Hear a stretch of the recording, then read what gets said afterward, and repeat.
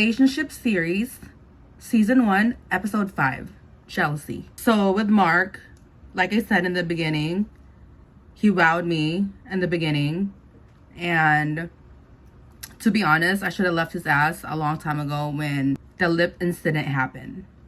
But the salesman motherfucker knew exactly what he was doing and convinced me to stay with him, and which I did. So in the beginning, he made sure that he was sorry. He apologized multiple times. So he even went as far as going to the Space Needle for our anniversary and had a romantic dinner there. And on Valentine's Day, he did that rose petal thing where the rose petals starts from the front door where you open the door and all throughout the hallway towards the door to my bedroom. So he did that for Valentine's Day. Candles were lit. So it was romantic. And that was, when I was at work and when I came home, that's what happened. So I was grateful about that. I've never had that happen to me. So it was good. It was nice. It was a great feeling. He was definitely romantic when he wanted to be. Also, to prove his love to me, he gave me a promise ring. And with that promise ring, there's a funny story about that towards the end of the relationship. And the thing with Mark, he was very jealous, very controlling. I remember one time when we went to a bar and some guy helped me out the car or something, and he grabbed my hand to help me out, and Mark saw that, and so he grabs my hand and slaps his hand. Like, come on, like, I thought that was crazy. Like, why are you doing that? Because it wasn't anything like that at all. Not only he was controlling, but he definitely was abusive. And that first time when he pushed me to that couch, I knew that something wasn't right there.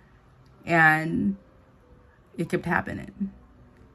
He made me believe that he wasn't like that and that he just had too much to drink that night. There was this one time where we went to a party with a bunch of my friends and he pinned me against the wall. And my friend noticed that aggression that he had towards me, and my friend was like, Tareen, what was going on? Like, he just did it to you in front of everybody. And I guess at that point, I was numb to the things that he was doing to me, because I didn't look at it as that was aggressive or anything. I just looked at it as, oh, it's just another day. With Mark, he was physically abusive, but he wasn't mentally abusive. Like, when I was gaining weight in the relationship, he never once said that I was fat or messed up with my mental. He never said anything about, oh, this girl or that. I was never jealous when it came to another girl. I feel like he was loyal and didn't cheat, at least at that point. But he was just definitely overly controlling. One time, there was a party at our neighbor's house, and I believe I wanted to go, and he stopped me from going. He said, no, you can't go. And we got in a fight, and I remember he tripped me, and I remember just laying on the ground, crying, thinking to myself, like, why is this man treating me like this? Like, why is he so abusive? And this is supposed to be the guy that I love, and he's treating me this way. So then the daycare was up and running. We were taking trips. Life was good, so I thought. But really, I was just hiding the scars that was established at the beginning and throughout the relationship.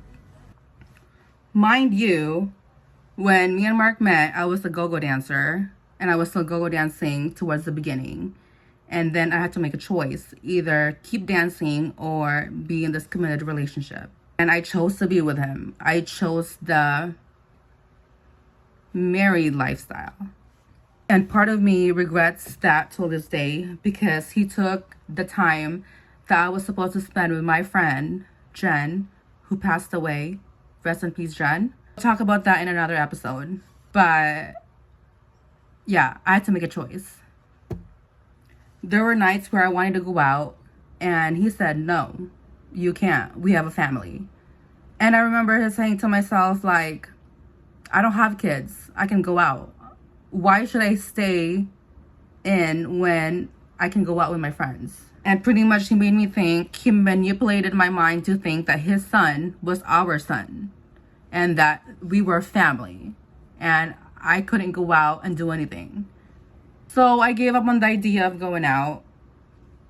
I was pretty much a stay-at-home girlfriend because we were a family and I was the woman in the family. And with Mark, one of the things that we were fighting about was his baby mama.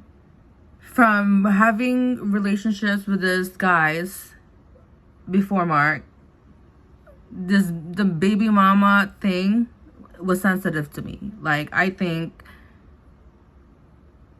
always believed that if you had a baby mama, then you guys there's always something there. And that was one of the fights that we were fighting about because I didn't know if I really trusted him when it came to that, because they were together for a while. And like I said, my mind was clouded when it comes to having a baby mama, because I believe that when you do have that baby mama, baby daddy, they're always going to be in your life until the kid's 18. So that fucked me up for sure. That situation fucked me up for sure. And he assured to me that that relationship was done and over with. And you know, I had no choice but to believe that. So, and that was the main problem of our relationship. And now on to the next lesson. And the other part of me being jealous was because his mom and his sister would always be like, oh yeah, my coworker or someone I know thinks you're so cute, you're so hot. And I feel like that was always rubbed in my face and how successful he was.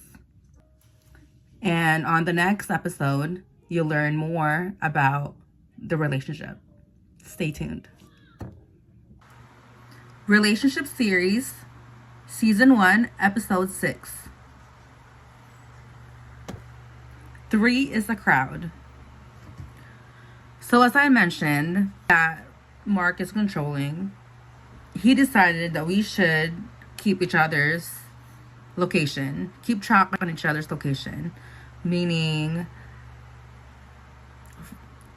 have each other's location, which at that time I agreed, because at that point I did have trust issues.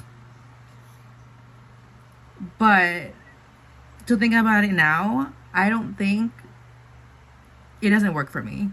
I feel like I'm a crackhead that keeps looking on the app just to see where you are. And I'm not the one to want to know where your whereabouts is. That is just not me. But if it works for you, it works for you.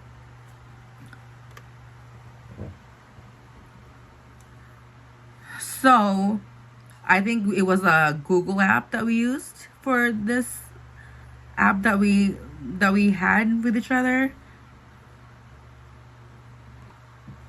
I think it was too much to bear, and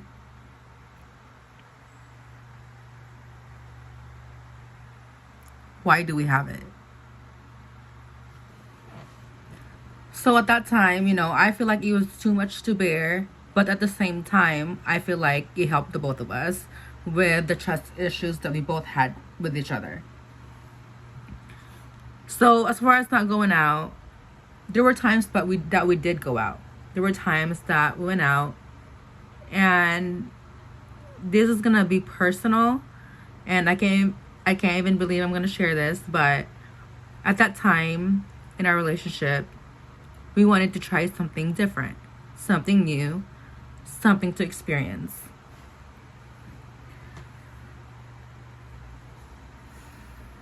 We both agreed that we want someone to join us.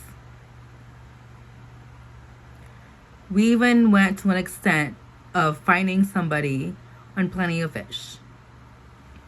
That was where we were getting the girls. Pretty much on there, we were asking, it was put as couples looking for a girl. And there was a few that I was talking to, for sure.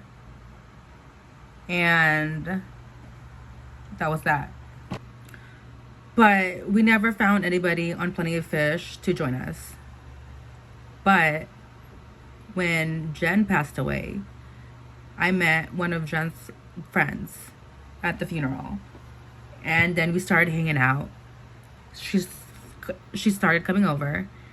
And there was a time where she came over. And, you know, it was chill, vibes. It was all good. She was there. One thing led to the other. And what me and Mark wanted, what we fantasized, happened. There was no jealousy in my bone because it was something that I wanted to do. So we're friends. We're hanging out. And after that really good time, after that night, we woke up and me and Jay went to a bar, and that was a time where we were just hanging out, and you know, like, life was great, nothing to worry about at that time. I remember she was a cool girl. I remember when we went to the bar, you know, we had some sushi, it was some tuna, I remember that, and we were hanging out and for like a week. And then, you know, she got busy and I got busy, and so I feel like that was like just a little fling that had happened. But Mark really enjoyed it. I remember his roommate, because we had a roommate at that time and they worked together, and she mentioned it when she came home and was saying like, wow, Mark, you were glowing today, you were very happy. And I'm sure she knew what happened. So in his head, he feels like that was something that we needed to do if it happened, if something happened. So I remember there was a time where another friend of mine came over, but this one was planned. This one was way planned, because I know that he was attracted to her, and you know, she wasn't bad looking or anything, and she was a freak. So I feel like that was something that he wanted to really happen, and I was down with it, but then I wasn't, only because of how I felt about his attraction to her. So after that happened with her, everything was cool, but then at the same time, after that, I was in the middle of it. It was more of, I wasn't sure if this is what I wanted all the time, or it was just something that I needed to experience. And after that, I feel like every friend that came over, I feel like he was expecting something to happen. One of my girlfriends, she came over, you know, we were laying in bed, and it was just the three of us, and he was making comments about it. Me and her never spoke about anything that was gonna happen, so there was no communication between me and her, and there was no communication between him and her. And I felt like she knew that it might bother me, so that nothing happened. And now that I think about it, I was thankful for that, because I feel like if it did happen, then, you know, I already knew what the relationship was about. So this rendezvous that's going on, I just feel like it was something that he was looking forward to every time I had a friend come over. And to be honest, after the second time, the second girl, I feel like my gut feeling wasn't the same after that.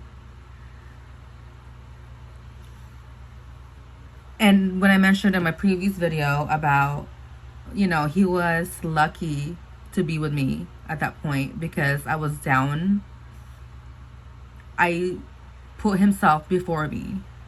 I put his happiness before me. And that's when everything started trickling down. That's when I started looking in the GPS like I was a crackhead. And it wasn't healthy. it wasn't healthy for me at all.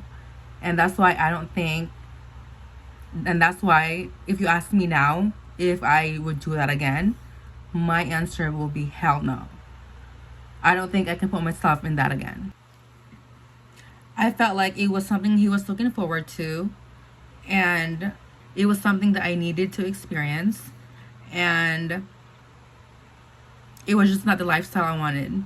I'm not a poly, and we'll talk more about that on the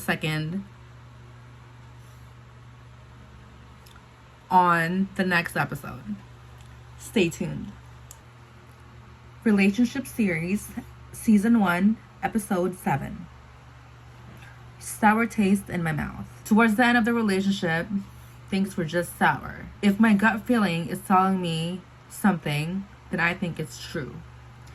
There was this time where he was going to work, and I knew he was going to work, or I thought he was going to work. He left the house, and something in my gut was not feeling right at all. I hated the feeling. And so I looked at the GPS at the location of where he was, and there he was at the second girl that we did a thing with location. He was over there at her house. I know this because I know where she lives, and I knew where the location is on the map.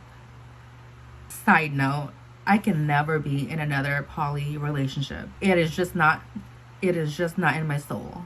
I felt like shit knowing that he was at the area of where she was. And to be perfectly honest with you, I wasn't 100% trusting her either. Didn't really trust her like that. I guess my philosophy with that is when you get in situations like this, what makes you think that you're going to be involved in this situation? If two people like each other, why ask your permission when you allowed it in the relationship? I allowed this to happen in my relationship. I welcomed it, and I just opened a can of worms for them to do something like this. Because if you think about it, why ask for my permission when you guys did it already? Things like sex is so easy to do that you already did it, so why ask me for permission? You feel me? I can't do shit like this ever again. And at this time, I already felt that this relationship was going downhill. At this time, the daycare was doing bad. It was doing so bad that I lost it. I remember before I lost it, there was a time where we got in a fight again, and he threw all my belongings in front of the front lawn 10 minutes before parents was dropping off their kids in my care. I felt so humiliated with my things being thrown outside, like I was just a piece of shit. So when I finally lost the daycare, businessman Mark opened his own daycare in the same location.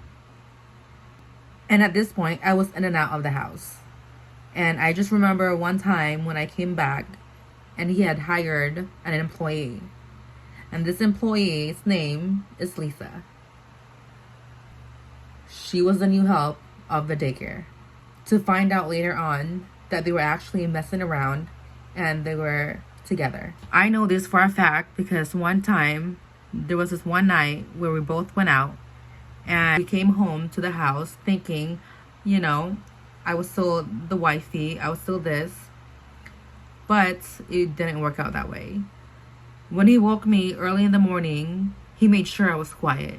He made sure I wasn't speaking that loud because the daycare was open and that someone was working there. He made sure that when I left the house, I wasn't seen and I wasn't heard. And at this moment of time, I knew I was the other girl. And what I find funny about this Lisa girl is that her background was she has a baby daddy and the baby daddy is black. And I remember Mark would tell me, like, don't ever fuck with black guys because they won't treat you right, this and that. And I think he even said at one point where he said, I would never mess with you if you would mess with black guys. And for me to find out that he's messing this girl who had a baby daddy that's black. But when he mentioned that on his defense, he was saying that she was getting beat up by him. So I don't know, was he petty? No, was he feeling sad for her? But the Mark that I knew made sure that I wasn't fucking with black guys. But the girl that he has now, that was a baby daddy of hers, and now he has a son that's half black, which I didn't get that from him. And side note about Mark is he was a wingster. He was this white guy who believed he was black, and that was something that that annoyed me about him, because you're white, why are you trying to be black? Let's be real. And I'm gonna insert this in here right now to let you guys know that that relationship is whack, only because he kept hitting me up afterwards. He kept wanting to hang out with me afterwards. So that's that. They might seem happy, but they're not. Okay, so I'm inserting this part of the video. Another insert. So update on the Mark and the girl that we did things with, the second girl that we did things with. Years later, maybe 2 years later or something, he reached out to me. Like I said, he didn't stop reaching out to me. It's weird because he would add me on Instagram or on Facebook, and then he would delete me again, and then he would add me again. Like, that's how inconsistent he was, and still is. So he had mentioned to me that one day he saw that girl that we did things with on the side of the street, drunk or high, on drugs. And I mean, I wasn't surprised at that, because I knew that was the kind of girl she was. But so he told me that he saw her walking on the street and she had no place to go, so he picked her up. Gave her a ride to wherever it was. And at that moment, when he told me that, I just knew that what I was feeling then and the instinct that I was feeling about him and her were true. Because honestly, like, I just feel like it reassured me of my feelings back then. I just knew that they were meeting up at all times, because how random is that now you tell me that you just saw her randomly on the street and she needed your help. You know what I mean? So cut that off real quick. If you feel me. So I just knew my gut feeling was right. And I guess you can say my intuition was right. And that's that.